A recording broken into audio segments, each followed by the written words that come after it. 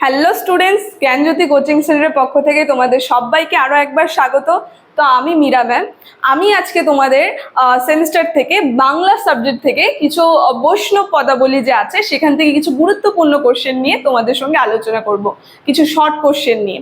ঠিক আছে, সেই আলোচনাটা শুরু করার আগে তোমাদের ছোট্ট করে একটা ইনফরমেশন দিয়ে দিই। দেখো, বোর্ডের কর্নারে তোমরা দুটো নাম্বার দেখতে পাচ্ছ। এটা হচ্ছে আমাদের জ্ঞানজ্যোতি কোচিং সেন্টারের হেল্পলাইন নাম্বার।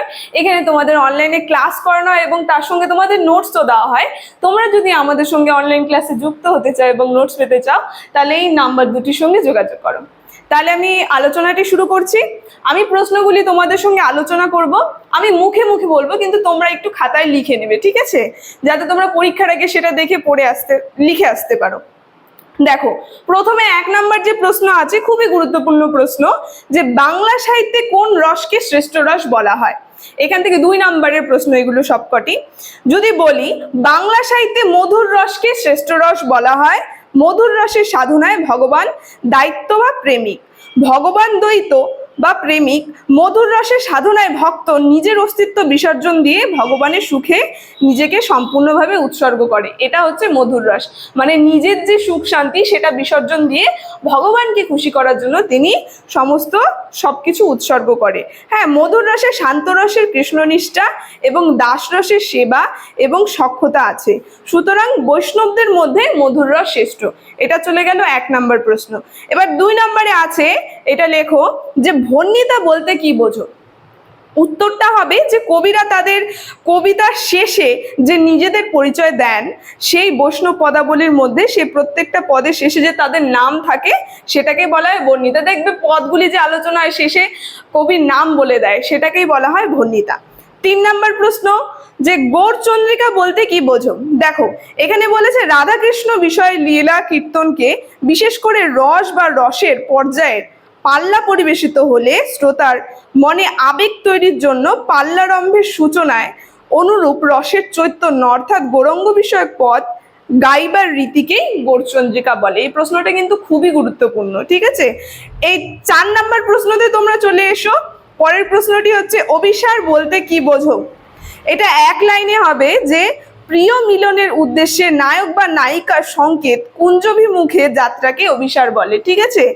পরের প্রশ্নটা হবে বৈষ্ণব বলতে কি বোঝো। এখানে হবে যে উত্তরটা বিষ্ণুর উপাসক যারা হয় তাদেরকে বৈষ্ণব বলা হয়, শ্রী চৈতন্যের অনুগামী শিষ্যদের বৈষ্ণব বলা হয়, ঠিক আছে। যারা বিষ্ণুকে আরাধনা করে বা বিষ্ণুকে পূজা করে তাদেরকেই বৈষ্ণব বলে। তারপরে পরের প্রশ্নটি আছে যে বৈষ্ণব কাব্যকে কয় ভাগে ভাগ করা হয় ও কি কি। দেখো, এটা যদি হয় বৈষ্ণব কাব্যকে 3টি ভাগে ভাগ করা হয়, হবে প্রথম ভাগটা হবে প্রাক চৈতন্য যুগের বৈষ্ণব কাব্য, চৈতন্য সমকালীন বৈষ্ণব কাব্য আর চৈতন্য কোক্ত, ঠিক আছে। তারপরের প্রশ্নটি হবে পদাবলী শব্দের অর্থ কি। উত্তরটি হবে পদ আবলী, পদ যোগ আবলী, পদাবলী। বৈষ্ণব কবিদের রচিত গানকে পদ বলে এবং এই পদের সমষ্টিকে কি বলা হয়, পদাবলী। পরের প্রশ্নটি দেখো, বৈষ্ণব পদাবলীকে কটি যুগে ভাগ করা হয়। না সরি, এটা আমি আলোচনা করেছি। এর পরের প্রশ্নটি হবে যে চৈতন্য যুগের ও চৈতন্য যুগের 2জন করে পদকর্তার নাম লেখো।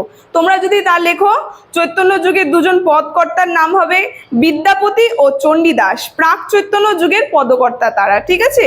আর জ্ঞানদাস ও গোবিন্দ দাস চৈতন্যের যুগেরও পদকর্তা তারা। পরের প্রশ্নটি দেখো, গৌরাঙ্গ বিষয়ক পদ বলতে কি বোঝো। এই প্রশ্নটি খুবই গুরুত্বপূর্ণ। গৌরাঙ্গ বিষয়ক পদ বলেছে যে গৌড়ীয় বৈষ্ণবগণ বিশ্বাস করেন যে স্বয়ং ভগবান শ্রীকৃষ্ণ রাধার স্বাদ এবং রাধারূপে কৃষ্ণের প্রেম স্বাদ গ্রহণ করার জন্যই গৌর সুন্দরের রূপ ধরে নবদ্বীপ ধামে অবতীর্ণ হয়। তিনি কৃষ্ণ রাধার যুগল বিগ্রহ। তো তাই চৈতন্যদেবের জীবনের বিভিন্ন অংশকে নিয়ে অসংখ্য পদ রচনা করা হয়।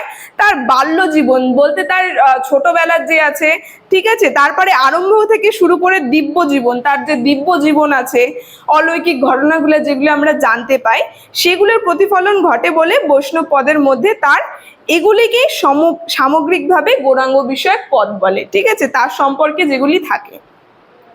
তারপরে বলেছে যে পূর্বরাগ কাকে বলে, এই পর্যায়ে শ্রেষ্ঠ কবি কে, যে পূর্বরাগ আছে সেই পর্যায়ে শ্রেষ্ঠ কবি কে। দেখো উত্তরটি হবে যে বৈষ্ণব পদাবলীতে রাধাকৃষ্ণের লীলা বর্ণনায় পূর্বরাগ পর্যায়টি বিশেষ গুরুত্ব লাভ করেছে, তাই পূর্বরাগ একটি প্রধান অংশ অধিকার করেছে।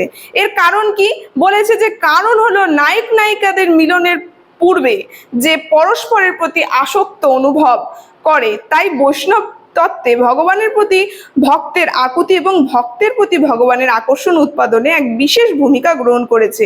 মিলনের পূর্বে নায়ক নায়িকার চিত্তে অনুরাগের যে সঞ্চার হয় তাকে পূর্বরাগ বলে। মানে বুঝতে পারছো, পূর্ব বলতে আগে, যেমন একজন প্রেমিক প্রেমিকাদের মধ্যে প্রথমে যে একটা রাগ উৎপন্ন হয়, ঠিক আছে, একটা অনুভব হয়, সেই অনুভব কি হয়, ভক্ত আর ভগবানের মধ্যে যে হয় সেটাকেই বলা হয় পূর্বরাগ, বলতে আগের যে অনুভবটা। ঠিক আছে, তারপরে দেখো বলেছে যে অভিসার এবং তাৎপর্যের ব্যাখ্যা করো, এই পর্যায়ে শ্রেষ্ঠ কবি কে। ঠিক আছে, এইটার উত্তরটা হবে যে বৈষ্ণব পদ সাহিত্যে একটি বিশিষ্ট পর্যায় হলো অভিসারী।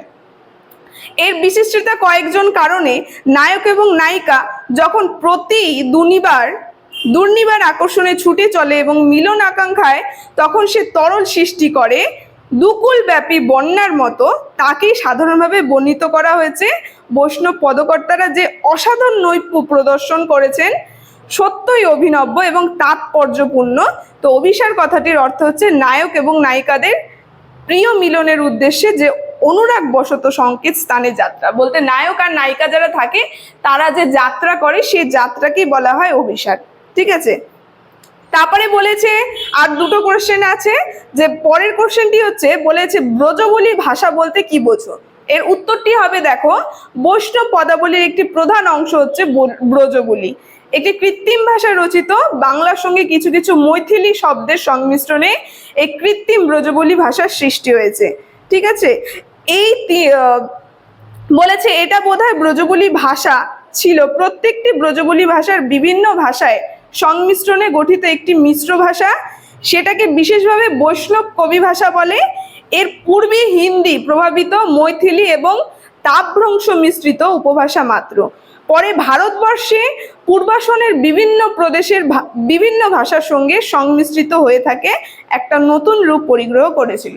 ঠিক আছে, এখন শেষ কোশ্চেনটি হচ্ছে, শেষ প্রশ্ন, যে চৈতন্য পূর্ববর্তী এবং চৈতন্য পরবর্তী বৈষ্ণব পদাবলীর মধ্যে পার্থক্য কি, বলতে আগে যে চৈতন্য জন্মের আগে এবং চৈতন্য জন্মের পরে যে বৈষ্ণব পদাবলীগুলো রচিত হয়েছিল তাদের মধ্যে কি পার্থক্য রয়েছে। দেখো বলেছে যে চৈতন্য পূর্ববর্তী এবং চৈতন্য পরবর্তী বৈষ্ণব পদাবলীর মধ্যে যুগপত, ভাগবত, তাত্ত্বিকগত পার্থক্য আছে, বিভিন্ন ধরনের পার্থক্য দেখা যায়। এই পদাবলী দুটি স্বতন্ত্র যুগের। ঠিক আছে, চৈতন্য পূর্ববর্তী পদাবলী রাধাকৃষ্ণের প্রেম লীলা এবং মানসিক রস প্রবেশ হয়, এই রাধাকৃষ্ণর মানব লীলা এর মধ্যে থাকে। ঠিক আছে, কিন্তু চৈতন্য পরবর্তী যে আছে তার মধ্যে আমরা দেখব যে চৈতন্য দেব যে আছে বৈষ্ণব, তার সম্পর্কে তার অতীন্দ্রিয় জগতের আধ্যাত্মিক সংজ্ঞা এবং স্বাভাবিক সরলতায় অকৃত্রিম তার জীবন, সে জীবন কাহিনী এবং চৈতন্যের পরবর্তী পদাবলীর অনেকাংশ তার মধ্যে আলোচনা করা হয়ে থাকে। ঠিক আছে, এই দুটাই ছিল চৈতন্য আর চৈতন্য পদাবলীর পার্থক্য, চৈতন্য পূর্ববর্তী এবং পরবর্তী বৈষ্ণব পদাবলীর মধ্যে পার্থক্য। তো আজকের শর্ট কোশ্চেন এই কটাই ছিল, আমি এই কটাই আলোচনা করলাম। প্রত্যেকটা শর্ট কোশ্চেন কিন্তু তোমাদের পরীক্ষার জন্য খুবই গুরুত্বপূর্ণ। ঠিক আছে, তাহলে আলোচনাটা আমি এখানে শেষ করছি। ভিডিওটি যদি তোমাদের ভালো লেগে থাকে অবশ্যই like, comment, share and subscribe করে দিও। Thank you.